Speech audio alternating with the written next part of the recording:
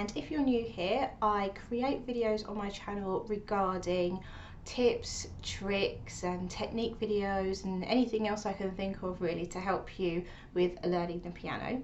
I would love to have you as a subscriber, so if you click onto the subscribe button and also click on the little bell icon, it will notify you when I upload a new video.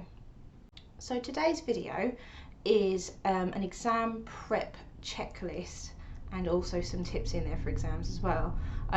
Again, not everybody does exams, and we've covered this in previous videos, but for those who do, I understand that sometimes it's just you need that little bit of confidence that you know everything that you need to before you go in for the exam.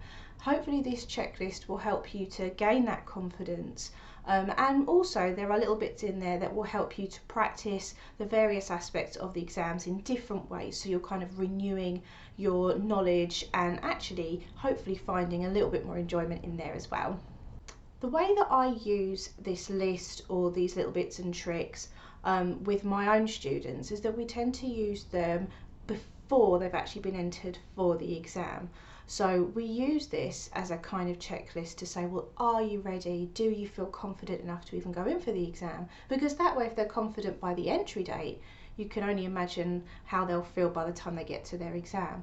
But you can always use these after you've been entered for the exam as a way to just double check that everything is known and that you understand all these different aspects of the exams as fully as possible. So the first topic we're going to be talking about are scales. Now, I already have a separate video regarding scales and also a playlist on some of the ABRSM graded scales. So if you're doing one of the earlier grades, I have those uploaded at the moment, so give those a little look and they'll teach you how to do those scales. The first thing that you will want to know are your key signatures and any other accidentals. So for example, if you were playing D major, you'd want to know that D major has both an F sharp and a C sharp. Having that knowledge before you start just gives you that little bit more confidence to actually begin. The second part to that really then is the fingers. My students will tell you I bang on about them doing the correct fingering all the time. There is so much importance to the fingers because actually that's having those two bits of knowledge, so your key signature or accidentals and the fingers, that's what will allow you to create the muscle memory. So when you do go to your exam, if you are a little bit nervous, which is perfectly normal, hopefully your hands will be able to help you out by themselves a little bit as well. Third tip for scales is to give them some dynamic shape. This was a tip I got from a concert pianist when I was a child, and he'd said to me to play my scales like pieces, and I can't tell you the difference that it made to me, let alone probably the examiner as well. I felt better about them. They seemed that little bit more interesting all of a sudden. So I can only imagine how it must feel for an examiner who's seeing scales multiple times in the same day, how it must improve their listening as well. They must really enjoy having somebody that goes in and actually puts a little bit of effort into those scales as well. So pro tip, bit of dynamics in there, crescendo on the way up and diminuendo on the way down. My fourth tip for scales is to actually try and split your scales up into octaves. This is a technique that I use with my students all the time, whether they're sitting exams or not, because we always cover the scales regardless. There are a few benefits with this, but I guess the main two, one of them would be that if you do happen to make a little bit of a mistake in the exam, what you then can do is to go from the nearest octave as opposed to going all the way, say, from the top down, so the descending, or even, as I know is the temptation, all the way through again. Examiners will let you get away with that a couple of times, but just due to time constraints, they obviously can't let you go from the beginning every single time if you're having a little bit of a wobble at the start. So being able to go back to your nearest point is a really beneficial thing to do. The other thing about it is it also allows you to know your fingers really well. If you can split it up into these octaves, you're kind of keeping your scales fresh and you're keeping your concentration there and you're learning the fingers and why they are the way that they are. So this is something that, again, You'll see videos on this on my channel, but it's something I would encourage you to do no matter what grade you're taking. It's a really useful skill. Point number 5 for scales is to play your scales out of the order in which they're written in the syllabus. This was something I was really guilty of. So for example, in grade 1, I would play, and this is the old scale, so not the new set, C major, G major, D major, F major, A minor, D minor, every single time like that. And obviously on the exam day, I wasn't asked for C major first, and it threw me for a loop. It wasn't something we've really picked up on with my teacher until I was probably grade 4, if not 5. That's a long time to go without realising a very simple thing to do that can completely change your scales game. So now, one thing I encourage all of my students to do is to always play random scales. Now this can be difficult because you can't really surprise yourself with the scale that you give yourself. You know before you choose it what you're going to choose. So you could create your own flashcards. I'll try and put a post up about these as well, but make them very, very quick. You don't need to laminate them if you don't want to. Just keep them in an envelope on the piano. All you need is a right hand, a left hand, and hands together, and the various scales listed. Choose a card, choose a scale, and play what comes up. You can also get apps that will generate these scales for you. So if you're into the techie side of things and apps work for you, definitely go for that. But in any case, whatever you do, out of sequence is always much better.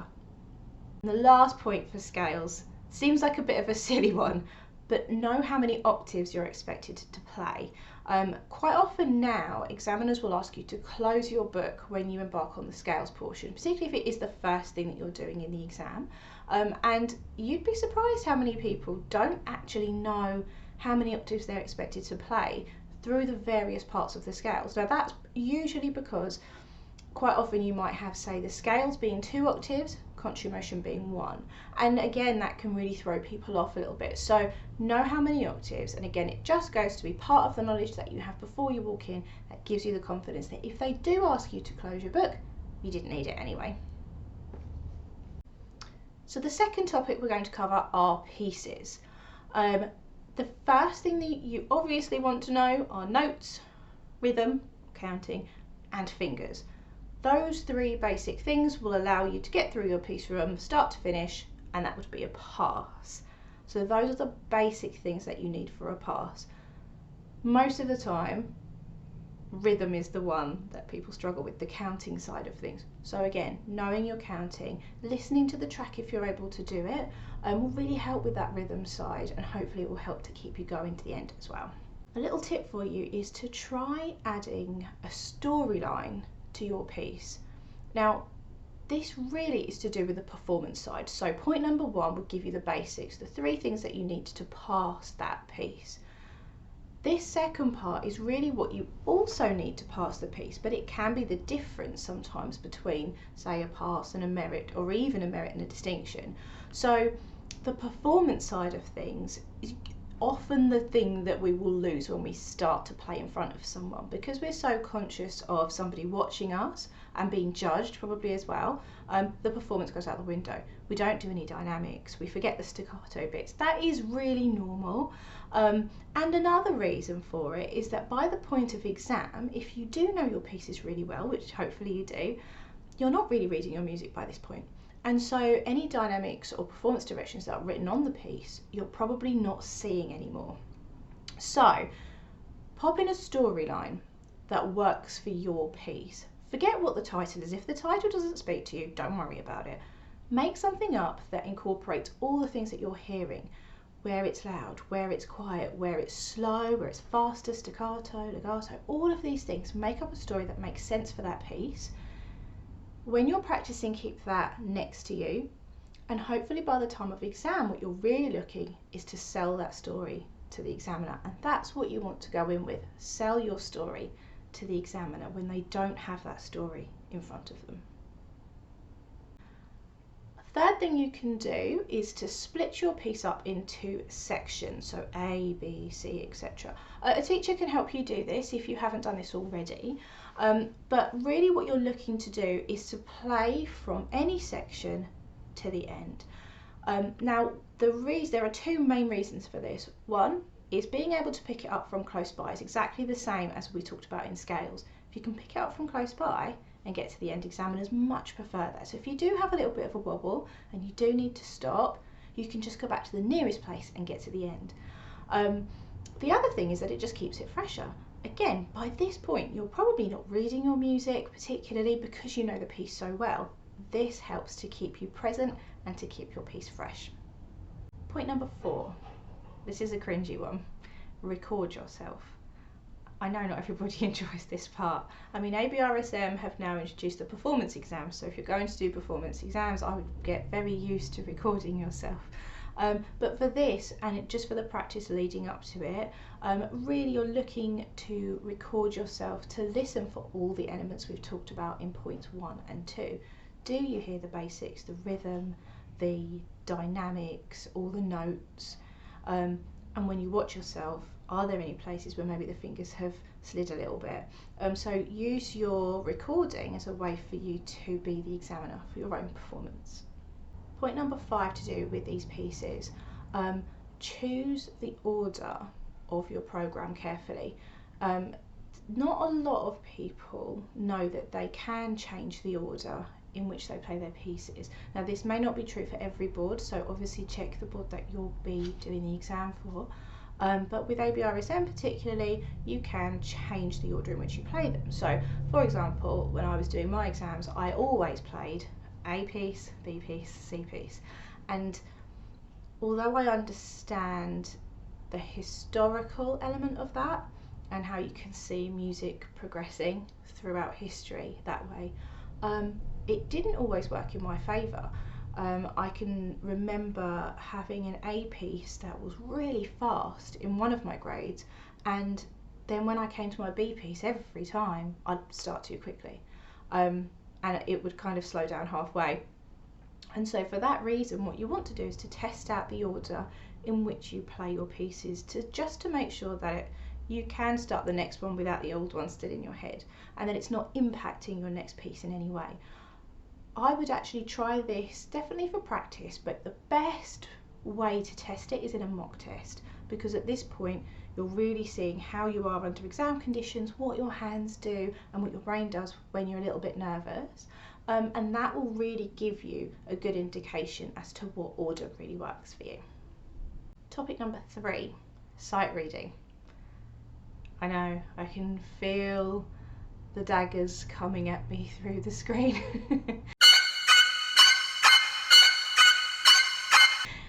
This is most people's issue in an exam, is the sight reading.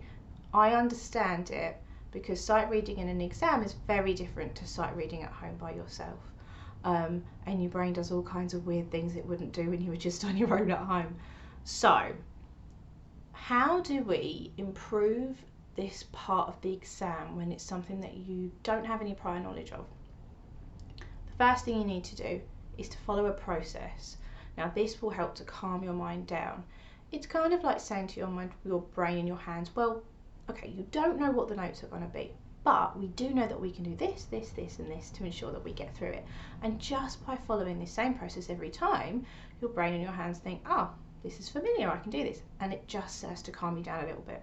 So the process that you're going to follow is to first of all find the finger and the note for each hand. So for example, it might be right hand thumb on an F, left hand little finger on an F. After that, each finger takes one note and it keeps responsibility for that note. Now, I will go into more detail as to how this changes through the grades, but we're just going from the basics, so from sort of grade 1-ish. Each finger takes responsibility for one note. We call that covering the keys. The next thing to do then would be to look at the key signature.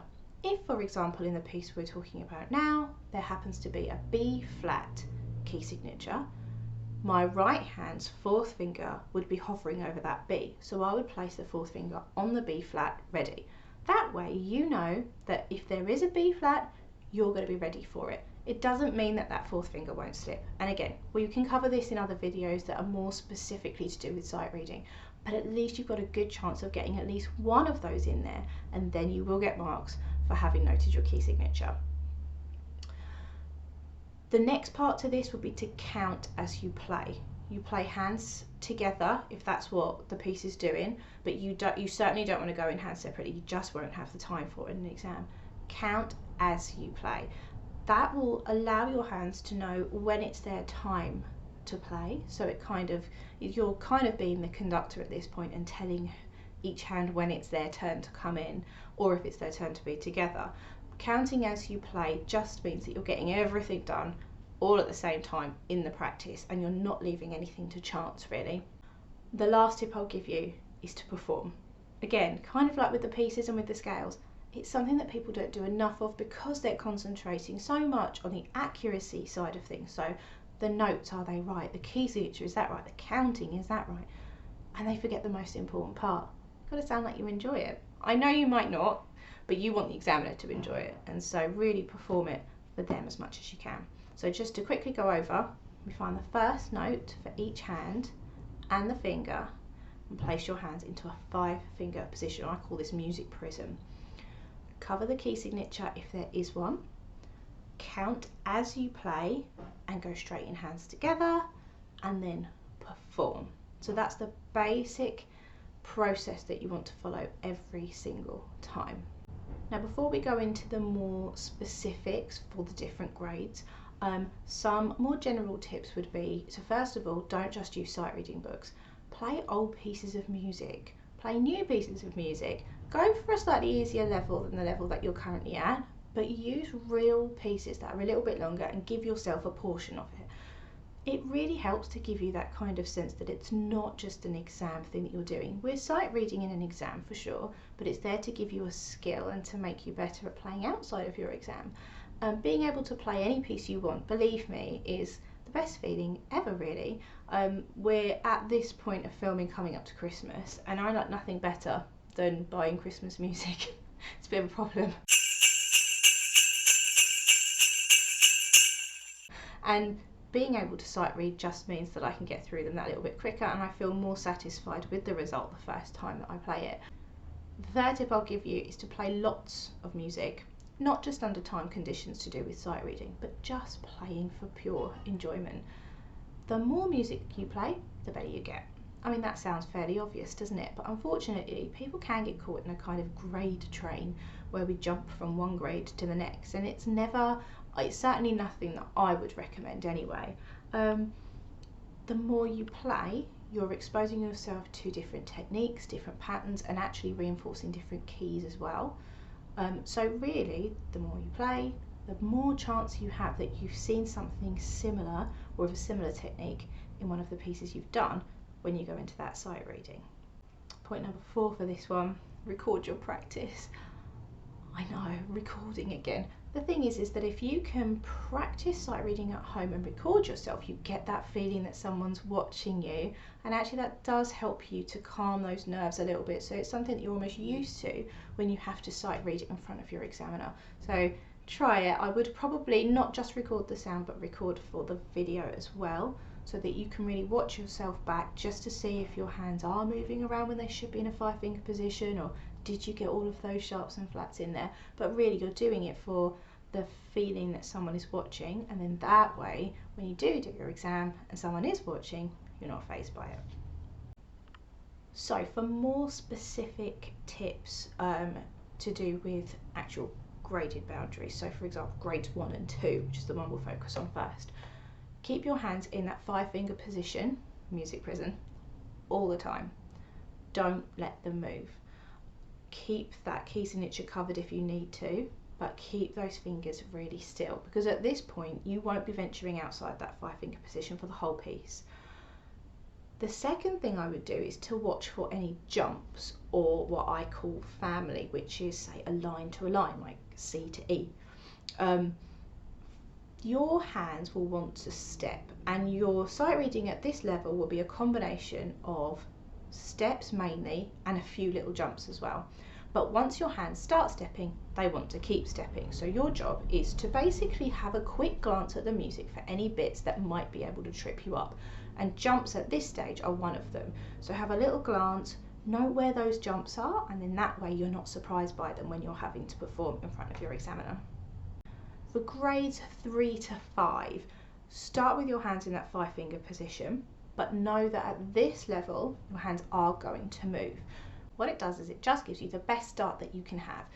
If you happen to encounter your key signature right at the beginning and your hands are in that 5-finger position and you've covered that key signature, you've already shown your examiner that you've taken note of it. The thing that you then have to look for, not so much anymore, is the jumps and things like that. At this point, because your hands are moving together, you're going to start to notice more finger numbers written into that piece. That's your cue for your hand to move to a new place. Now the funny thing is, I always say to people who are studying grades 3 to 5 roundabout, when you see a finger number, take note of it as your cue to move, but then you stay still. And actually, you wouldn't believe how hard that is. Once your hands start to move, they get really excited and they try and move all the time. And what you're really looking to do is to move to your new place and practice staying still. So when you record yourself for grades 3 to 5 and you're doing this at home, watch your hands and see if your hands are moving a little bit more than they should be once you've got into your new position.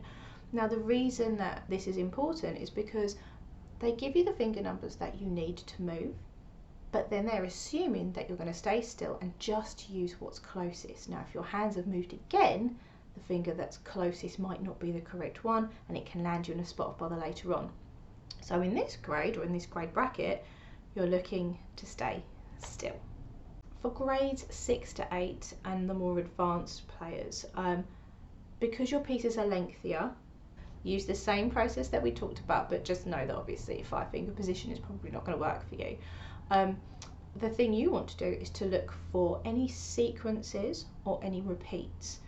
Now, we like sequences and repeats because it means we kind of know them once we've done the first time. So therefore, I would not play any of those sequences or repeats that you see in the music. Play the things that are different. You don't have very long, and unfortunately, as you go up the grades, you don't get allocated any more time to practice from grade 8 than you would have done at grade 1. So what you're looking to do is to make the most of the time that you have. So look for any different bits and play those, and assume that the sequences and repeats will be okay if you've played the first one. The next part to this is also don't be afraid to use pedal. It's a question I get asked a lot actually, particularly from the 6 to 8s, because they're probably more used to pedal at this point, a little bit more confident with it, but they don't know if they're supposed to do it. You just have to look at the piece that's in front of you. If it's a lot of staccato in there, it's probably not a good idea. But if you think it enhances the performance and it certainly helps you with it, then go for it. You just have to feel confident to do so, so probably having played pieces with pedal in before would be a good idea, but then just assess the nature of the piece that's in front of you when you get given it. The next topic, oral tests. It's actually the last topic that we'll be talking about. Oral tests they're a bit of Marmite. I tend to find that people either really like them or they really don't like them. And the funny thing is, it's usually one portion of the oral tests that they don't like. That's usually the singing portion. Even my singers sometimes have a moan about this, which seems completely bonkers. So, what I'm going to do is to give you some general advice to do with all the different elements that go into oral tests, but I will do more specific graded advice in separate videos because it is a bit of a minefield and there are many different ways that you can get used to all the different parts of oral tests, so we'll try and be a bit more specific in later videos. The first thing I would give everybody is to start as early as possible. The more familiar you are with the oral tests portion, the less scary it is. So for the singing portion of the oral tests, when the examiner gives you the key chord and the first note, hum the first note that they give you. It gives your vocal cords a little bit of an idea as to what kind of range to be expecting, and it also gives you the opportunity to speak to your examiner and say, oh, that is a bit high for me, or oh, that might be a bit low. Have that conversation with the examiner. They don't know you and they don't know your voice type, and you want to give yourself the best chance possible, so humming that first note is a really good start. When it comes to singing melodies, now there are different portions of the singing that some of them will deal with singing a melody back as an echo, and some of it deals with singing notes from score. This tip can be used for either, but I would say probably singing from score is where it's most beneficial. And what you can do is to use your hand to follow the up and down method of the melody. So if it goes up a step, down a step, down a step, up a jump, that kind of thing. You'll get used to this as you do it, and you'll find your own techniques. That's one way that really works, because sometimes the voice knows it's supposed to go up, but it doesn't want to go high enough, and sometimes the visual really helps. The other thing you can do is, if it is a piano exam that you're doing, you could pretend to play the melody that's in front of you. Not only does this help to improve your sight reading skills a little bit, sometimes it is just a way of actually really feeling yourself, say, going up a scale or coming down a scale. Sing up and don't be shy.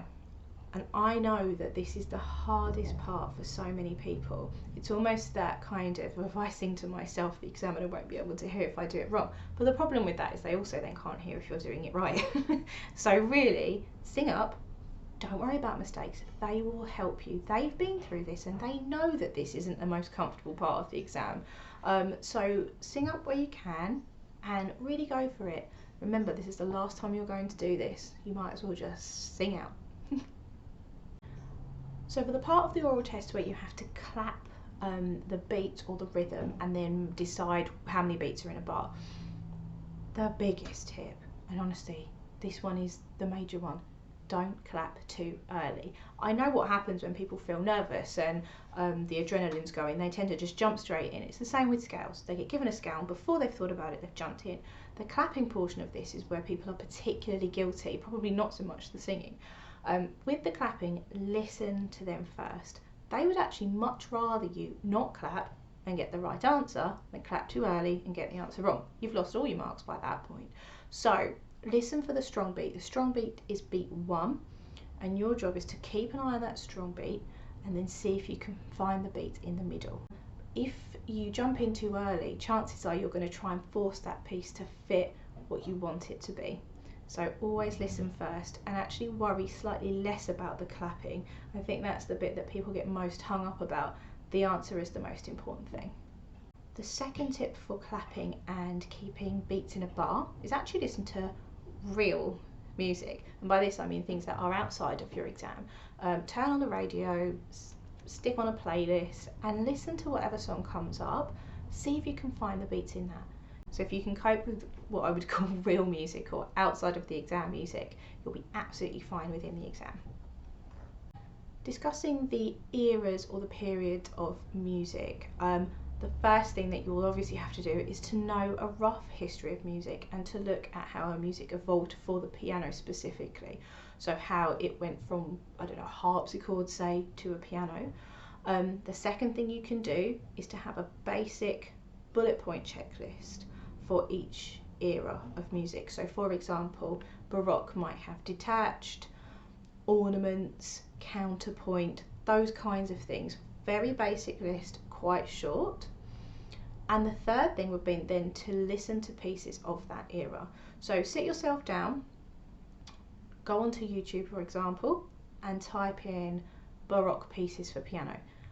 Write down the title of the piece, the person who wrote it, and have a little listen. Don't give yourself more than a minute's worth of that piece, and write down the things that you hear that are on your list, and understand that not all the things that you've written on your list are going to be played in every extract that you hear. Just because it doesn't tick all of the things on your list doesn't mean it wasn't written in that era. When you have to listen to a piece of music and talk to your examiner about the character, this throws a lot of people for a loop. And again, this is actually one of the more advanced grades that would do this. First thing, what does it remind you of? Think back to what we've discussed before, having a storyline to your pieces. What does the piece that the examiner just played remind you of? Then, once you've got kind of a basic story, start to use musical backup. So you could say, oh, I thought it sounded like a royal dance, because it was loud at the beginning, almost like a fanfare. It had a waltz quality to it and some staccato bits that sounded a bit like tiptoeing dancing, and it was in a major key. Those things are all perfectly reasonable, and giving it that character, you're kind of unifying all of those different things that you heard into one story. Ascertaining intervals. Write down a list of the intervals, so second, third, fourth, etc. and attribute the beginning of a song to each interval. So for example, a fourth, so C to F, would be Away in a Manger.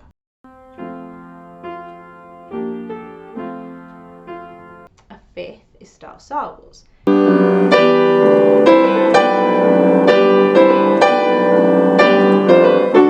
Use pieces that make sense to you if you can. Obviously there's lots of examples online, but use ones that make sense to you for pieces that you know. That way you're much more likely to recognise them if you have to give the examiner an interval in the exam.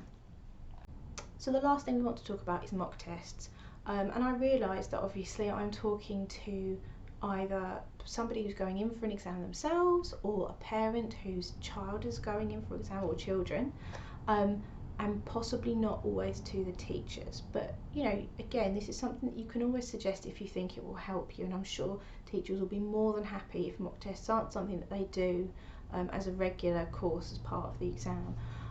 With my students, we do, as soon as they've been entered for the exam, we then start to program in mock tests every 2 weeks in the lead up to their exam.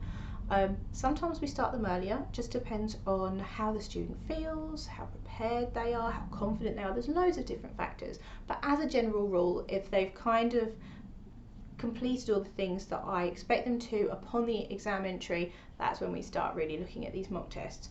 We do them every 2 weeks, so that in the in-between weeks we can work specifically on the things that were thrown up in the mock. And again, sometimes the most bizarre things happen when you're nervous. Things that have never gone wrong before will suddenly start going wonky. Sometimes that is just a nerves thing and it's just a one-off and it won't happen again. And sometimes it's something that happens in mock tests 2 or 3 times and you think, well, actually then that's an issue that we do need to work on, because it's something that your hands might do when you're nervous, or again coming off the back of another piece, you suddenly realise that that might be a bit of an issue, we might need to change the order. So forewarned is forearmed. Having your mock tests will teach you a lot. Having that week in the middle is invaluable, but one thing we also do in that week in the middle is something else. Take your mind off your exam a little bit, play something else, because again, by this point you've stopped reading your pieces because you know them. And not only can that be an issue for performance, where you perhaps don't perform it the way you did if you're not seeing everything written on the page, but also your reading level might start to dip, particularly if you aren't practicing sight reading. So having another piece just starts to give you that reading level, and we tend to go for a piece that is a little higher than the grade that they're currently on, so it actually makes them learn something new and really keep their reading fresh as well. A silly thing to do in a mock test, but practice walking in and handing the examiner your program if that's something that's required. If you don't have to have a program to hand in, that's absolutely fine, but practice walking in at the start of your mock test. Now I know that seems completely nuts, but actually it goes some way to calm your mind down. It's part of this process that we've been talking about. You have a process at the start of your scales, you may have a process at the start of your pieces that you do every time, and actually practicing walking in can make your mind calm down because it knows that that's part of the entire thing. Now, one other thing for pianists particularly, when you walk in, the first thing you want to do is to adjust your stool. And again, it sounds very silly, but people tend to just sit down wherever the stool is, and then they realise once they've started playing, they're actually not that comfortable. It's too close, or it's too far away, that's probably worse. They can't reach the pedal. All these kinds of things are so important when it comes to your exam and how you're playing. So practice walking in, practice walking out as well if you want to, but walking in is probably the most important one. If you are able to choose the order that your exam takes, I would play scales first. It's something I tell my students all the time. Sometimes an examiner will say, would you like to do scales or pieces first? My advice is always scales. It gives you a chance to really calm the nerves down, to feel out the piano, because again, all pianos are different, and you know, being a pianist, you are expected to play on whatever instrument happens to be there, and sometimes they are tougher than normal, sometimes they're too easy to push. I found that actually on a piano recently when I accompanied one of my singers. The piano was so light to touch, it was almost like playing a keyboard, and that took me for a loop a little bit. So I can completely understand why sometimes just the feel of a piano might put someone on edge. Use your scales to feel that out first. The last tip, perform everything. Everything you do, you want to show the examiner that you're enjoying it, even if you're not. And I could completely see why you wouldn't be. You feel great afterwards, let's put it that way. But down to everything that you do, scales, put dynamics into them. Pieces, obviously, you need to perform your pieces, but really enjoy it, make it personal, keep that storyline in there, make it something that, I mean, we've even changed with some of the students, we've changed the name of the piece, crossed it out with a pencil and written a new title in, and it really helps to make it more personal, and it just gives them that enjoyment back that sometimes you can lose when you're really dissecting each part of your exam and looking at a piece for fingers and counting. Once you've dissected it that much, sometimes you just forget why it was you chose it in the first place. Put that enjoyment back into it. Oral tests, I realise that can be a tricky one to enjoy, particularly if you're not up for the singing portion. But the more you do it, the better you get, and enjoy the bits that you know you can do. If you're clapping and you're really good at finding those beats in a bar, clap really loudly. Make a big deal of that beat number one. If you happen to really like the piece that they played and you've got to talk to the examiner about the character of it, really go into detail about the piece. The examiner will always stop you when they need to, but show that bit of enthusiasm.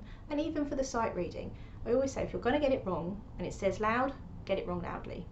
It doesn't matter. They're not assessing whether you're going to get absolutely everything spot on. What they're looking to do is to see how you sight read and really just give you suggestions on how to improve. And you don't want performance to be one of them. So, you know, really go for all aspects. Tell yourself, this is the last time I'm going to do all of these sets together because I'm going to pass this exam and do really well, so I might as well just really go for it. I hope you found this video helpful. Sorry it was a bit of a long one. There's a lot that goes into exams and we still need to do some more specific bits, but this is a general, should just give you that little bit of confidence that you know what you need to. And honestly, do not worry when you get in there. The examiner that you see has gone through the same process, they understand what it's like, so you just need to go in as confident as you can be, and hopefully all of these little tips and tricks and ways to refresh your music will really help you and give you the enjoyment back that, as I said, sometimes you can lose when you are really picking something apart in order to get it completely accurate. Put the enjoyment back into it and show them just how much you enjoy it. If you like this kind of content, I would love for you to subscribe. I'll leave a little link in the description box below as well to the associated blog for this video. Take care and I'll see you soon. Bye!